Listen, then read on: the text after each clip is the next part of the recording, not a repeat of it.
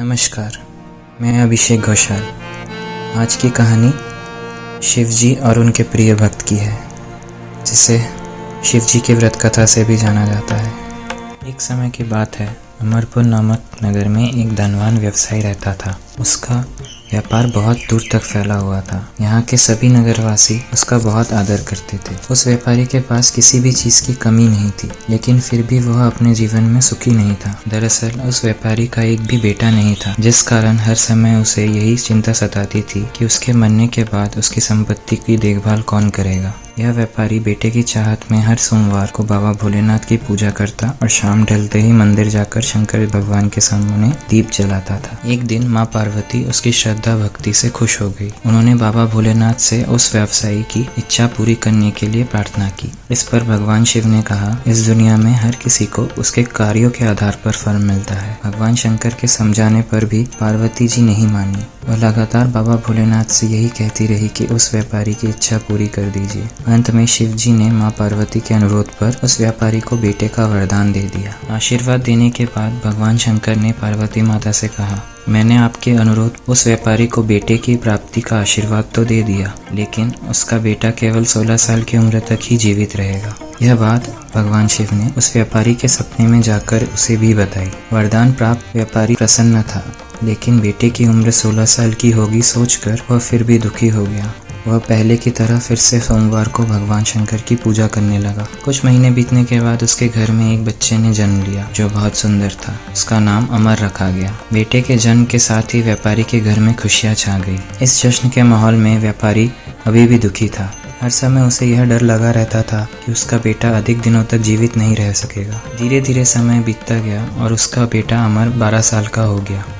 एक दिन व्यापारी ने अपने बेटे को अपनी पत्नी के भाई दीपचंद के साथ पढ़ाई के लिए बनारस भेज दिया। वाराणसी जाते समय रास्ते में जहाँ भी अमर और दीपचंद आराम करने के लिए रुकते, वहाँ वो यज्ञ और ब्राह्मणों के लिए भोजन की व्यवस्था करते जाते थे। कुछ दूर जाने के बाद अमर और दीपचंद एक नगरी पहुँचे।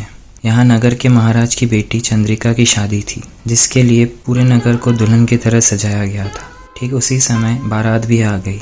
इस समय लड़के का पिता परेशान था, क्योंकि उसके बेटे की एक आंख खराब थी। उन्हें डर था कि अगर लड़की वालों को यह बात पता चल गई तो वह शादी तोड़ देंगे। तभी उसकी नज़र अमर और दीपचंद पर पड़ी। लड़के के पिता के मन में तुरंत यह ख्याल आया कि क्यों ना अमर को ही दूल्हा बनाकर शादी के मंडप में बैठा दिया जाए। एक बार जब उसका विवाह राजकुमारी से हो जाएगा तो फिर उसके बाद उसे कुछ पैसे देकर वहाँ से विदा कर देंगे। फिर राजकुमारी और अपने बेटे को अपने घर ले जाएंगे। लड़के के पिता ने बिना देर किए दीपचंद से इस बारे में बात की और धन का प्रस्ताव रखा। दीपचंद ने पैसों की लालच में आकर तुरंत हाँ बोल दिया और अमन को दूल्हा बनाकर मंडप में बैठा दिया। यहाँ राजा ने राजकुमारी का कन्यादान कर विवाह संपन्न कराया और बहुत सारी संपत्ति के साथ अपनी बेटी को विदा किया। शादी के बाद जब अमर वहाँ से लौट रहा था तो उसे लगा कि झूठ बोलना सही नहीं है और उसने राजकुमारी चंद्रिका के दुपट्टे पर सारी सच्चाई लिख दी। अमर ने लिखा, प्रिय राजकुमारी चंद्रिका, तुम्हारे साथ छल हुआ है।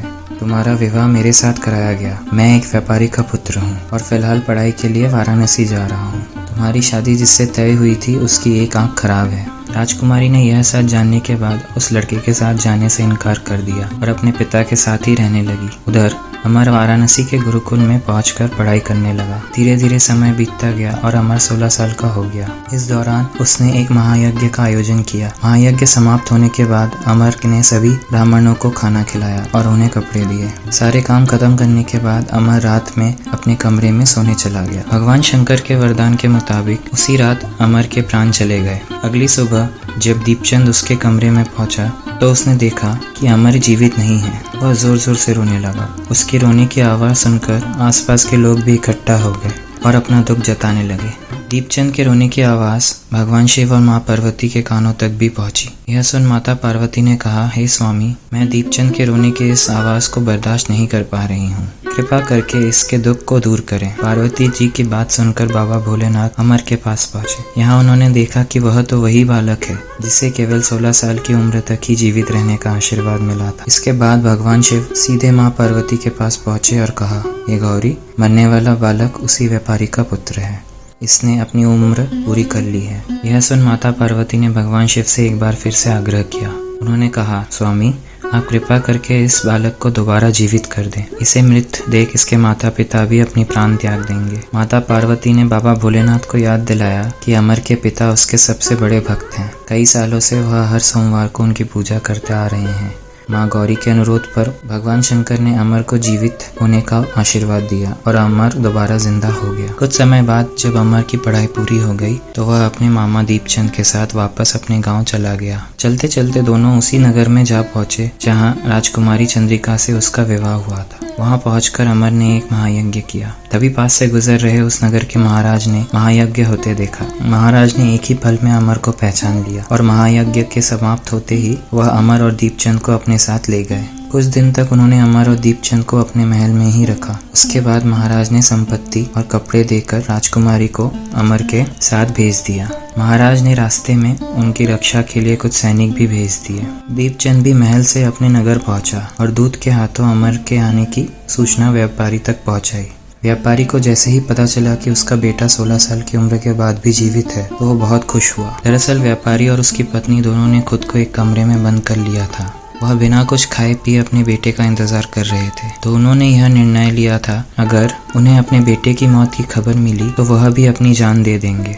दूत की बात सुनकर व्यापारी और उसकी पत्नी नगर के अन्य लोगों के साथ अपने बेटे के स्वागत के लिए नगर के गेट के पास पहुंचे। यहाँ उसे पता चला कि उसके बेटे की शादी एक राजकुमारी से हुई है। वह दोनों साथ में आए हैं तो उसकी खुशी दोगुनी हो गई। बेटे और अपनी बहू का स्वागत उसने काफी धूमधाम से किया। उसी रात एक बार फिर से बाबा भोलेनाथ व्यापारी के सपने में आए और कहा, मैं तुम्हारी भक्ति से खुश हूँ। हर सोमवार को तुम मेरी पूजा करते हो, इसलिए मैंने तुम्हारे बेटे को लंबी उम्र का वरदान दिया। भगवान शिव की यह बात सुनने के बाद व्यापारी बहुत खुश हुआ। बेटे का जीवन वापस मिलने के बाद भी व्यापारी हर सोमवार को भगवान शिव की आराधना करता रहा। इससे शिव पार्वती दोनों की ही कृपा व्यापारी के घर बनी रही। अगर सच्चे मन से किसी चीज को पाने की चाह हो तो वह जरूर मिलती है।